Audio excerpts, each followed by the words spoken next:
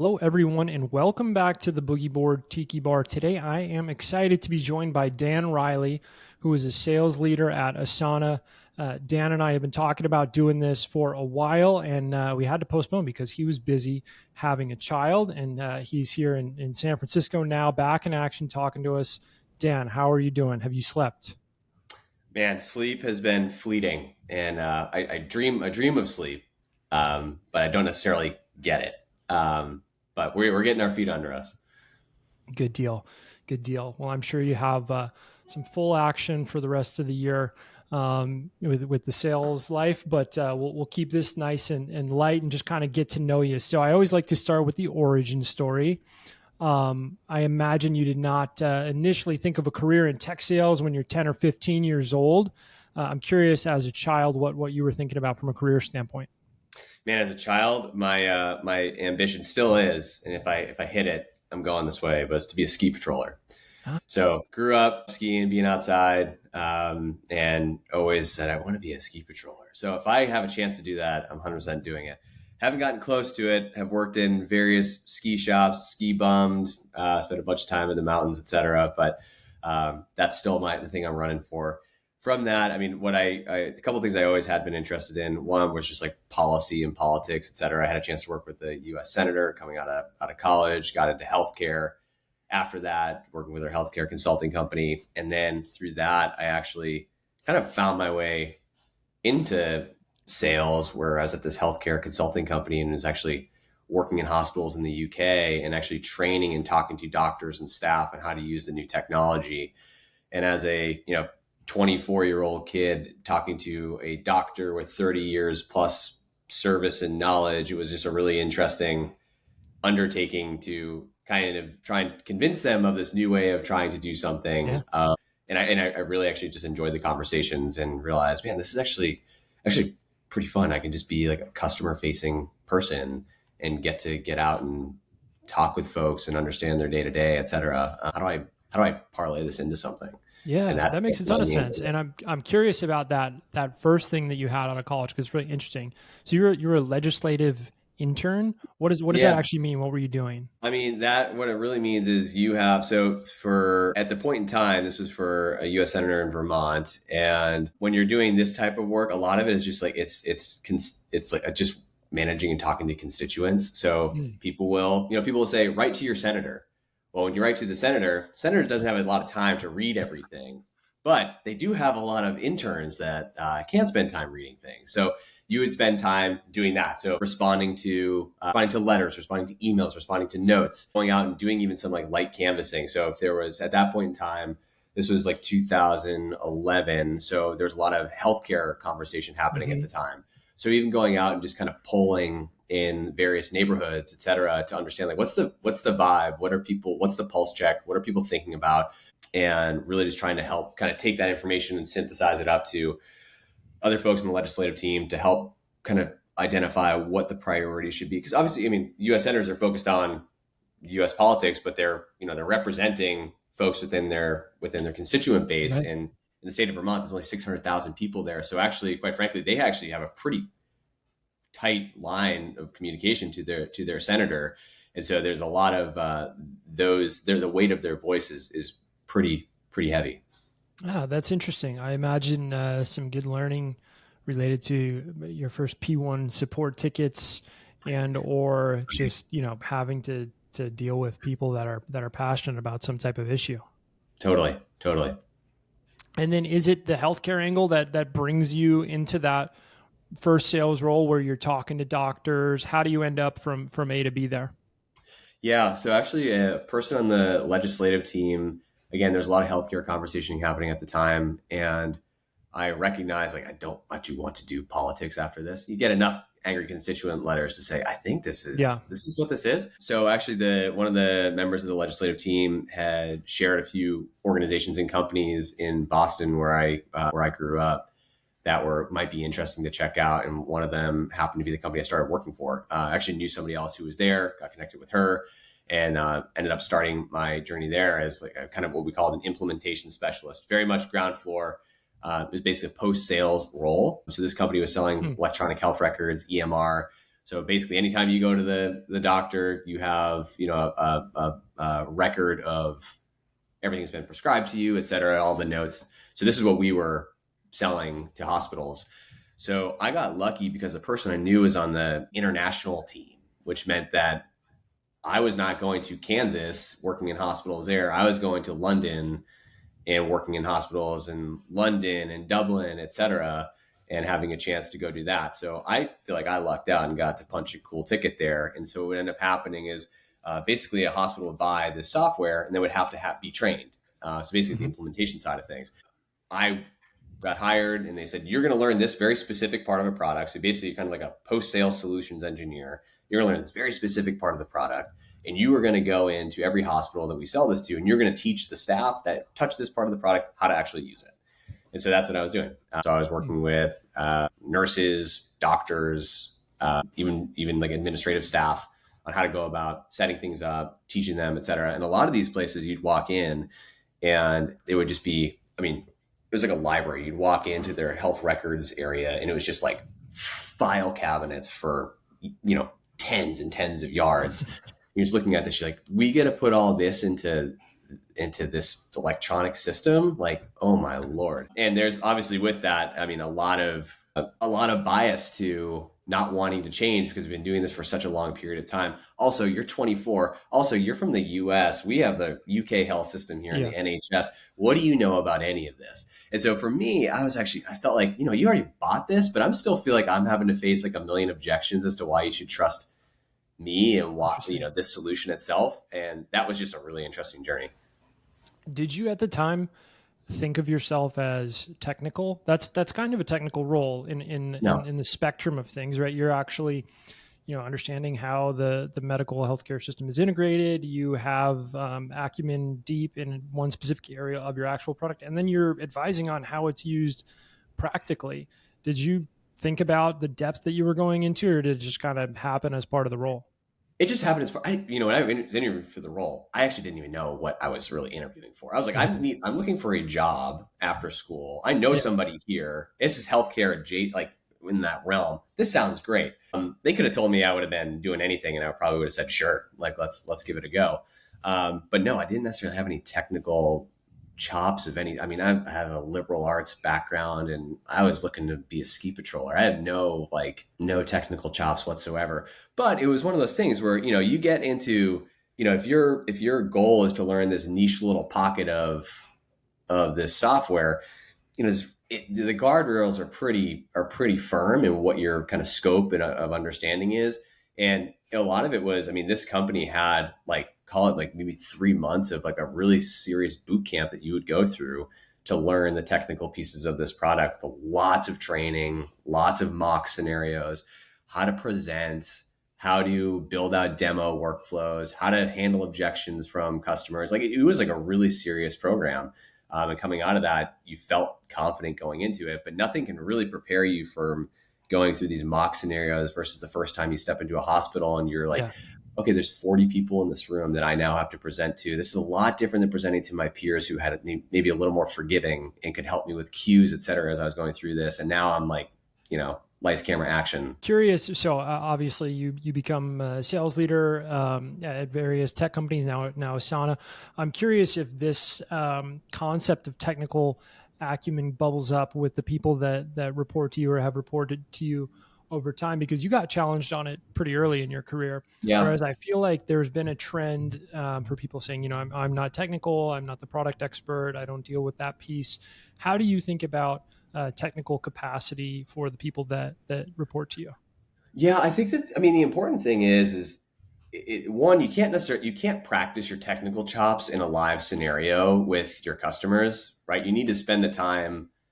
And this is what we would do at that medical job I had was, you would have time carved out on, Thursdays and Fridays for 2 hours time where you would basically get a, kind of almost a little worksheet of like, here's a demo flow. Here's a challenge. Here's the scenario. And you'd kind of go through it as almost like a case study and have to solve it using the software.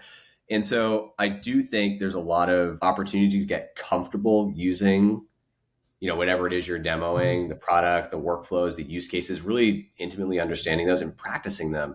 So one of the things I talk to, particularly like new hires about when they're just getting ramping is I'm sure there's areas of the product that you're really comfortable and you're probably going to gravitate towards showing those all the time, or those are the use cases.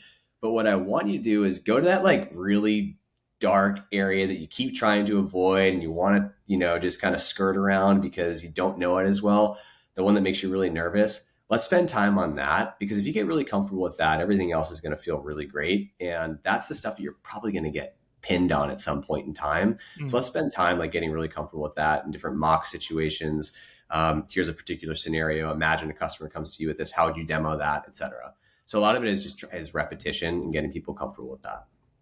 That makes a lot of sense. I'm going to read through just some of your experience so the listeners have some context, because there's a lot there. Evernote, Dropbox, Beamery, Pilot, Asana, obviously, and then you're doing advisory with Octave, First Round Capital, Chaos Genius. So there's a lot in there. And you became a sales leader at a pretty young age. I think things obviously clicked for you a little bit, and I'm curious how you'd say your sales leadership style has had to evolve from when you first started. I find that most of the people that I talk to who become sales leaders at an early age have kind of a few moments of realization where it's a little different than they thought, and then it springs some change. I'm curious if that happened to you.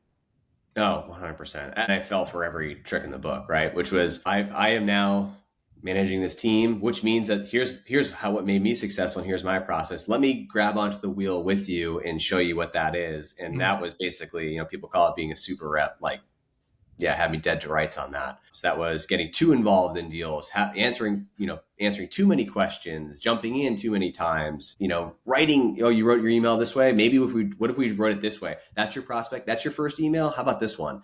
I realized, and actually, I had a manager call me out on this, and basically was like, you need to take your hand off the wheel and let people make mistakes. And it might mean that this deal goes sideways, but the learning is in the going sideways of it all. And that's Mm. where you need to step in and coach to that. So people need to, understand that what's happening, but it's from a coaching mentality, not from a do it for you or with you mentality. So that was the first mind blowing experience I had on that. The other one was, talk about like hiring too, just like being in there and having to make hiring decisions. That was, up front, I said, I've never hired anybody before. I kind of looked around me. I was like, what makes people successful? I've also been managing a team for 4 months and I'm about to make like, a couple hires here. Like I don't have enough to pattern match off of. And so, you end up with a few bad hires or people that just don't pan out. And I recognize like, that's on me. Like I need to figure out, like, that was probably the biggest growth area I had was like, how do I think about getting better at hiring? And oftentimes it's, as you're a sales rep or an AE, you get a lot of feedback on like how you manage your deal cycle, how you prospect, how you talk to customers, et cetera. You don't really get that when you're a manager. Like nobody's really coming in to be like, hey, let me shadow what your interviews look like and give you some feedback here. Let me shadow what your one-on-ones look like and give you some feedback here. It's like you're really, none of that's really happening. And so I realize you really have to go out and talk with a lot of people. So other managers, other leaders, friends who are in those types of roles, of reading books on this type of stuff, just to really figure out like, how do I get better at this? Knowing I was approaching this with like as a beginner, and the way that I think a lot of people learn is look at somebody who's doing something great and then, try and do that on your own and add over time your own kind of flair to it. Yeah. Yeah, those are the two I had right Yeah, off the. those are great stories, and obviously it clicks for you at some point, and I'm sure it's ongoing, right? But you're clearly moving up the ranks, and things are working out. I'm curious if there's a moment during that research or implementation of some of the frameworks or ideas that you get from peers or books or whatever, where you're like, oh, this works. I feel like I'm getting this now. Is there a moment that you can think about where it clicks?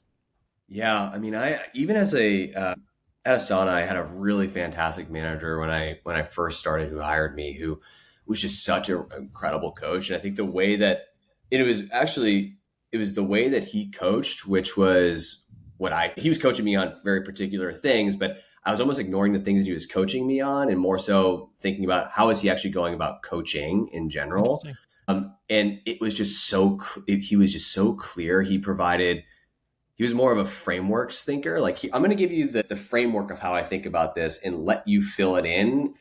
You show me how you think about doing this, give it a go, and let's come back and let's talk about any gaps, et cetera, in this. So in one particular situation, it was, we were, had hired I came into a team of like 6 or 7 people.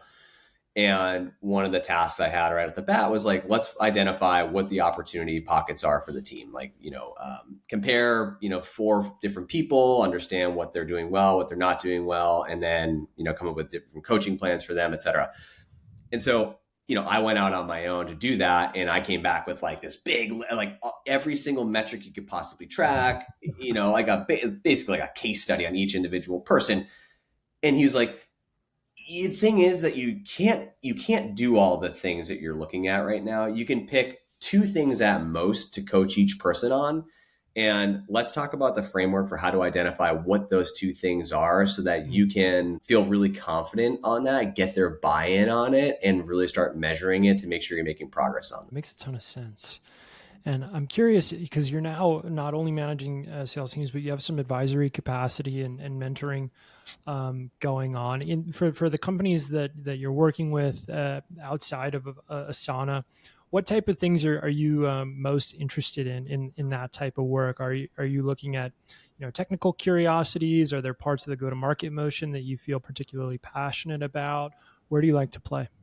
Yeah, for me, the things I really enjoy are working with early stage founders who may not have a sales background that are trying to get their first few customers. Hmm. Because the thing that's interesting about that type of like profile is probably very strong technical chops, really strong on product, but how they're communicating that to a potential customer is almost through the lens of like I'm talking from one product person to another product person, but the buyer may not be a product person. And I have oftentimes found like there's a lot of time spent in product demo, but not a real strong understanding of what's the problem we're truly solving, what's the impact of that particular problem, who else is impacted by that. Really like this, what's going to help set you up for a really strong sales cycle.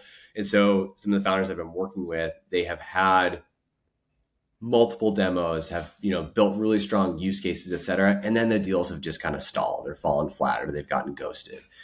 And so for me, where I've been working with them is coming and listening to calls, coaching to more of getting to business impact and understanding like how a proper evaluation should be set up so that they can still flex on the product side of things, but they're going to have a stronger likelihood of finding a partnership scenario because they truly understand what's happening at the business and the impact that they're driving, how to close the deal too. Like sometimes people get really cagey with asking these more directed questions and just need to really kind of hear like, there's only so many ways you can ask a direct question and really you just have to ask it. You can't really dance around it. Yeah. And so that's where I've been spending time.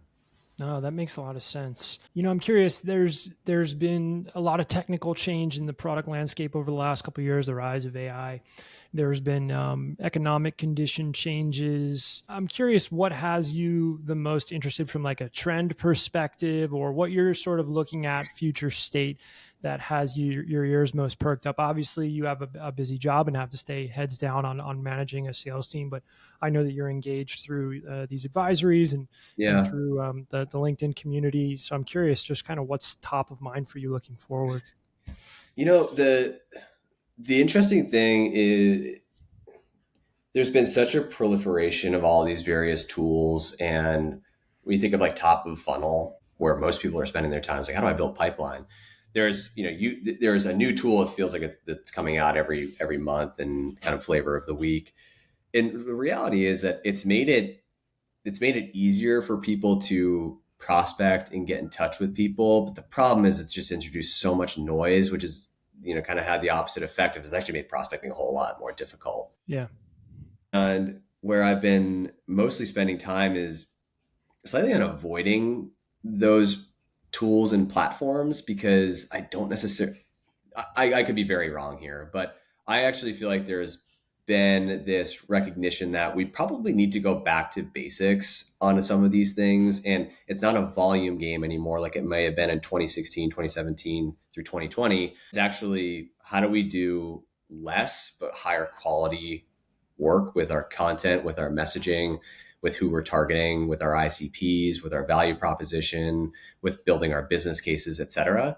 And so that's where I've been spending time. And I do think there are some of those platforms out there do make kind of finding that information easier. Mm. But if you're looking to find that information in an easy way so that you can do volume, I think you're kind of missing the point. The point really is to really try and make your messaging as valuable as possible. And in order to do that, you're likely going to need to have to tailor down on the volume side of things. So you're not just so that you can be real pointed in what you're trying to do. Using the tools to support the same fundamentals that have existed for a while. I think that's a good way of framing it. My last question to you is, you were that college kid going to be a legislative intern. You had aspirations of being a ski bum. You're now a successful sales leader. I'm curious what advice you would give to someone who's just entering the workforce, maybe hears this and thinks, oh, Dan has a pretty cool career and story. Yeah, I think the best thing you can do is not be afraid to reach out to people. In particular, if you want to get into a sales or customer facing role, that's going to be your job. And the best way you can get comfortable with that is by not being afraid to shoot your shot and have a conversation.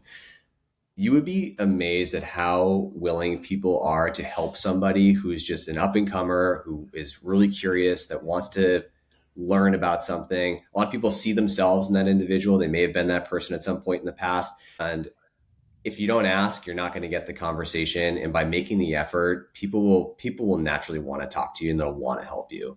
So my advice would be, who may be doing something interesting and maybe something that you don't even see all the way through, but who's somebody that you can talk to? Like find somebody on LinkedIn. It's so easy to find people these days. People put so much information out there about themselves. You could probably write a really nice note to them and get a conversation going and ask them just like, what does your day to day look like?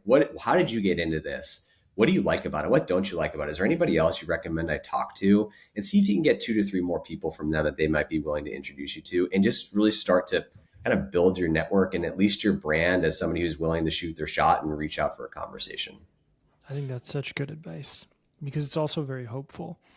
I've found that through even through setting up these video chats, I've had the pleasure of just connecting with people, and so many people are just interested in kind of getting to know you and help out. And so I hope people hear that and respond to that. And Dan, I'm really appreciative to you for taking the time to kind of share part of your journey with me. And I'll love to stay connected. We'll link to Asana and to your LinkedIn in the show notes. But yeah, would love to do this again sometime.